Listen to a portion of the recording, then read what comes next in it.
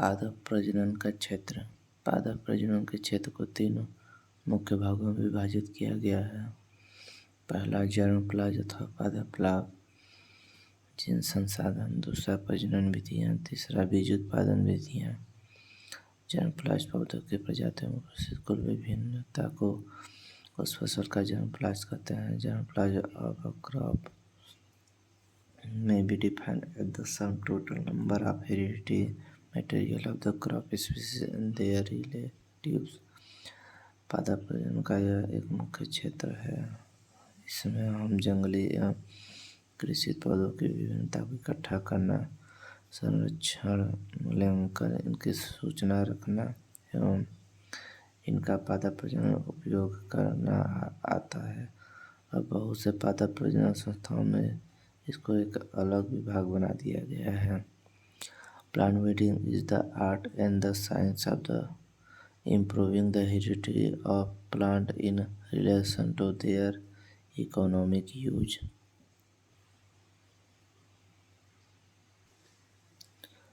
प्रजनन विधियाँ, breeding technique. प्रजनन का एक मुख्य भाग है। उसमें आनुवंशिकी के नियम एवं विधियों का पौधों के अनुसार सुधार के लिए प्रयोग करते हैं। इसके अंतर्गत विभिन्न पादप प्रजनन के विधियाँ, उसके उपयोग, लाभ एवं हानियों आदि आते हैं। इसके अंतर्गत सामान्य एवं मिशन आधारित प्रोग्राम जैसे पादप कीट एवं रोग रोधी प्रजनन, सूखा रोधी प्रजनन, गुण सुधार प्रजनन इत्यादि। तीसरा है बीज उत्पादन विधियाँ, सीड प्रोडक्शन टेक्नोलॉजी। यह तीसरा मुख्य पादप प्रजनन का क्षेत्र है। पादप प्रजनन द्वारा विकसित जातियों के बीज का शुद्ध रूप से अंकुरण करना एक मुख्य कार्य है, जिसमें शुद्ध बीज किसानों को उपलब्ध हो। बीज उत्पादन भी एक अलग विज्ञान के रूप में विकसित विभिन्न कृषि संस्थानों एवं विश्वविद्यालयों में स्थापित हो चुका है। इसके अंतर्गत उन्नत बीज उत्पादन के सिद्धांत एवं विधियाँ आती हैं। पादप प्रजनन के उद्देश्य, ऑब्जेक्टिव्स ऑफ प्लांट ब्रीडिंग। पादप प्रजनन का मुख्य उद्देश्य पौधों में स्थायी आनुवंशिकी परिवर्तन लाना है, जिससे उन्हें अधिक आर्थिक महत्व का बनाया जा सके। पौधों में इस प्रकार के परिवर्तनों से उनके विभिन्न लक्षणों में अस्थायी आनुवंशिकी सुधार किया गया है। पादप प्रजनन के कुछ महत्वपूर्ण उद्देश्य निम्नलिखित हैं। पहला है अधिक उपज। विभिन्न फसलों की स्थानीय कृषिगत किस्मों से अधिक उपज देने वाली किस्मों का निर्माण करना पादप प्रजनन का मुख्य उद्देश्य होता है। दूसरा, उत्पादक गुणों।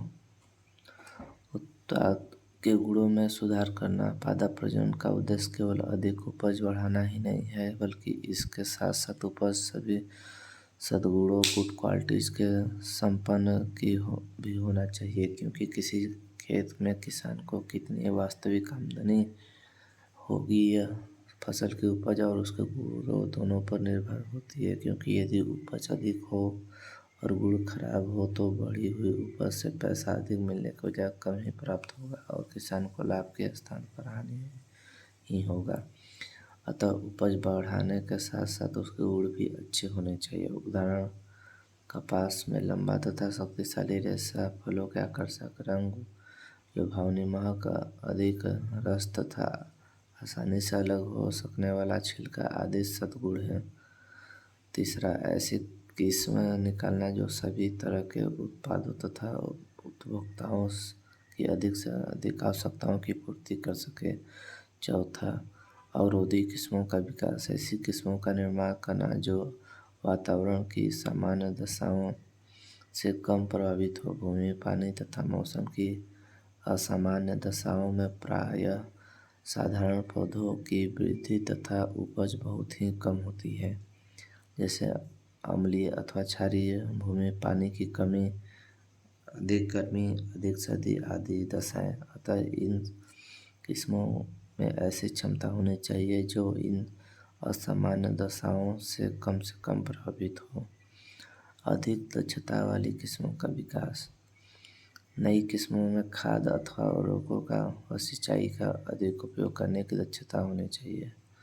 छठा है रोग तथा कीट अवरोधी किस्मों का विकास। ऐसी किस्मों का निर्माण करना चाहिए जो पौधों तथा हानिकारक कीटों का सफलतापूर्वक प्रतिरोध कर सके। सातवां है अनुकूलता में वृद्धि। ऐसी किस्मों का निर्माण जो एक बहुत बड़े क्षेत्र में सफलतापूर्वक उगाई जा सके। आठवां है शीघ्र पकने वाली किस्मों का विकास करना। नौवां किसी फसल की ऐसी प्रभेदों का विकास जो ऐसे स्थान पर उगाई जा सके जहाँ पहले वह फसल न उगाई जा सकती हो, जैसे दलदली भूमि अथवा रेगिस्तान में। 10वां है पौधों की वृद्धि प्रकृति में परिवर्तन। पौधों के कुछ लक्षणों की वृद्धि प्रकृति में ऐसे परिवर्तन करना जिससे कि वे अधिक उपज दे सके, जैसे गेहूँ में बौनापन, छोटी मोटी एवं सीधी खड़ी हुई संकीर्ण पत्तियां, अधिक दौजी बनाना या कठोर तना आदि। 11वां नए क्षेत्रों में फसल विस्तार, extension of crop to new area. पादप प्रजनन हमेशा प्रयास करते हैं कि ऐसी किस्में उत्पन्न करें जो फसल को ऐसे स्थानों पर उगाने में सहायक हो जहां वह फसल पहले नहीं उगाई जा रही थी, जैसे अब पंजाब में धान और पश्चिम बंगाल में गेहूं की फसल उगाई जाती है, जबकि पहले यह फसल वहां नहीं उगाई जाती थी। 12वां एक साथ पकने वाली फसलें, साइक्रोनोमस, ग्रोथ मूंग आदि में ऐसी प्रजातियां निकालना जो एक साथ पकती हो, जिससे एक साथ संपूर्ण फसल की कटाई की जा सके। 13वां कम समय में पकने वाली किस्में विकसित करना। अरहर से शीघ्र पकने वाली प्रजातियां विकसित करना, जिससे एक वर्ष में एक से अधिक फसल ली जा सके। नेक्स्ट हेडिंग है अन्य विषयों का पादप प्रजनन से संबंध, relationship of plant breeding with other disciplines. फसल पादप प्रजनन को पौधों से संबंधित पूर्व जानकारी होना अत्यंत आवश्यक है, जिस पर वह प्रजनन कार्य करना है। मुख्य विषय जो कि पादप प्रजनन से घनिष्ठ संबंध रखते हैं तथा पादप प्रजनन से समन्वित है, कोशिका आनुवंशिकी एवं आनुवंशिकी, दूसरा आकार की एवं पादप वर्ग की, तीसरा पादप शरीर क्रिया विज्ञान, चौथा पादप रोग विज्ञान, पांचवा कीट विज्ञान, छठा सस्य विज्ञान, सातवां मृदा विज्ञान, आठवां कीट रसायन, नौवां कृषि अभियंत्रण, 10वां सांख्यिकी एवं बायोमेट्रिक, 11वां कंप्यूटर, 12वां पादप जैव प्रौद्योगिकी। उपरोक्त सभी की जानकारी एवं पादप प्रजनन के लिए प्रजनन कार्य आरंभ करने से पहले अति आवश्यक है। इन सभी का पादप प्रजनन के साथ संबंध को संक्षिप्त रूप से नीचे दिया जा रहा है। पहला कोशिका आनुवंशिकी एवं आनुवंशिकी, साइटोजेनेटिक्स एंड जेनेटिक्स। पादप प्रजनन आनुवंशिकी की एक नियत शाखा अप्लाइड ब्रांच है। इसमें विभिन्न आनुवंशिकी के सिद्धांतों का प्रयोग किया जाता है। इसके अंतर्गत आनुवंशिकता, जीन स्थानांतरण, चयन एवं पादप प्रजनन की उपयुक्त विधि का चुनाव के लिए पादप प्रजनन को कोशिका आनुवंशिकी एवं आनुवंशिकी का ज्ञान आवश्यक है, जिससे सही कार्यक्रम को चुनकर फसल उन्नत कर सकें। दूसरा है आकार की एवं पादप कार्य की, मॉर्फोलॉजी एवं प्लांट टेक्सोनोमी। पौधों में जैविक एवं अजैविक कारकों की प्रतिरोधकता सामान्य कुछ आकार की लक्षणों के द्वारा होती है। कभी कभी रोधी जीन संबंधी जंगली पौधे भी पाई जाती हैं। आदर्श पादप नमूना भी कुछ आकार के लक्षणों के ऊपर ही आधारित होता है। इसलिए पादप आकार की एवं वर्गीकी की जानकारी पादप प्रजनन के लिए आवश्यक है, जिससे कि आकार की विभिन्नता एवं रोधी जीन्स को संबंधित जंगली स्रोत से कृषि पौधों में हस्तांतरण किया के लिए प्रयोग करते हैं। तीसरा है पादप शरीर क्रिया विज्ञान, प्लांट फिजियोलॉजी। सस्य पौधे कुछ अजैविक कारकों द्वारा पीड़ित होते हैं, जैसे सूखा, क्षार एवं लवण, उष्मा एवं ठंड आदि। उपरोक्त के लिए रोधी जाति विकसित करने के लिए पादप प्रजनन को पादप कार्य की जानकारी आवश्यक है। इस तरह पादप प्रजनन कार्य की जिन रूपों की आनुवंशिकता रूपी भिन्नता का उपयोग पादप प्रजनन में करते हैं। चौथा है पादप रोग विज्ञान, प्लांट पैथोलॉजी। सस्य पौधे फंगस, जीवाणु एवं वायरस के द्वारा रोगी होते हैं, इसलिए पादप प्रजनन प्रजनक को विभिन्न बीमारियों के प्रतिरोधी जातियां उत्पन्न करने के लिए पादप रोग विज्ञान की जानकारी अति आवश्यक है। पांचवा है कीट विज्ञान एंटोमोलॉजी। सस्य पौधे पर काफ़ी संख्या में कीटों द्वारा आक्रमण करके पौधों को काफ़ी हानि पहुंचाया जाता है। इन हानि को कम करने के लिए कीटरोधी जातियां विकसित कर के लिए कीट विज्ञान की जानकारी एक अच्छे पादप प्रजनन के लिए अति आवश्यक है। छठा है सस्य विज्ञान एग्रोनॉमी। अच्छे फसल उत्पादन के लिए सस्य विज्ञान के सिद्धांतों की जानकारी पादप प्रजनन को आवश्यक है। ये प्रजनन सामग्री का सही मूल्यांकन एवं चयन में सहायता करते हैं। सस्य कल्टीवेटर को विकसित करने के खरपतवार नाशी रोधी प्रजातियां विकसित करने के लिए ये सस्य विज्ञान की जानकारी भी आवश्यक है। सातवां मृदा विज्ञान। मृदा विज्ञान की सहायता से ही लवण और क्षार एवं अम्ल रोधी प्रजातियां विकसित की जाती हैं। अतः पादप प्रजनक को उपरोक्त परिस्थिति के लिए प्रजाति विकसित करने के लिए मृदा विज्ञान की जानकारी आवश्यक है। आठवां है जीव रसायन बायोकेमिस्ट्री। सस्य फसलों के गुणों जैसे प्रोटीन, अमीनो अम्ल, तेल एवं वसा अम्लों को रासायनिक टेस्ट जीव विज्ञान द्वारा निर्धारित करते हैं।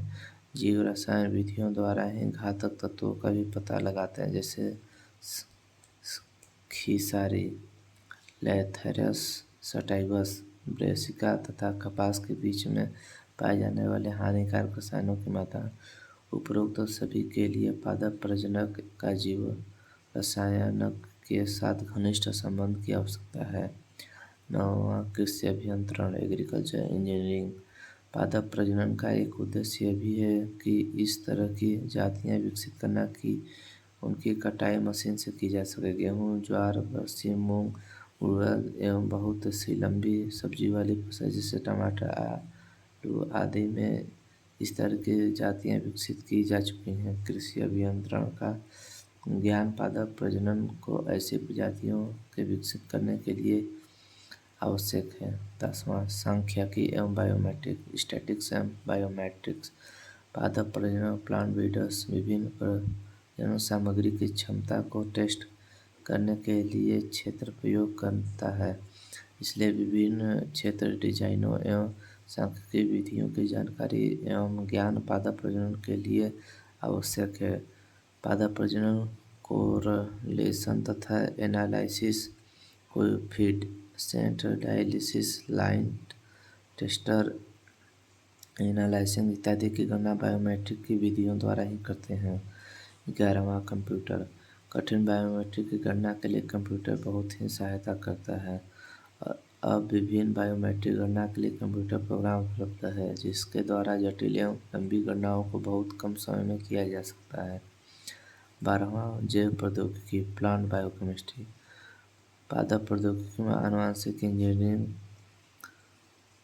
एवं उत्तक संवर्धन विभिन्न विधियां आती हैं। जैव प्रौद्योगिकी एक मुख्य विधि है। इसके द्वारा ट्रांसजेनिक सस्य पौधे जैसे जैविक एवं अजैविक रोधी, उच्च गुणवत्ता खरपतवार रोधी आदि पौधे तैयार किए जाते हैं। इसके द्वारा दूरस्थ संकरण भी कायिक संकरण द्वारा तैयार किए जा सकते हैं। इस प्रकार पादप प्रजनन को पादप जैव प्रौद्योगिकी की जानकारी अति आवश्यक है।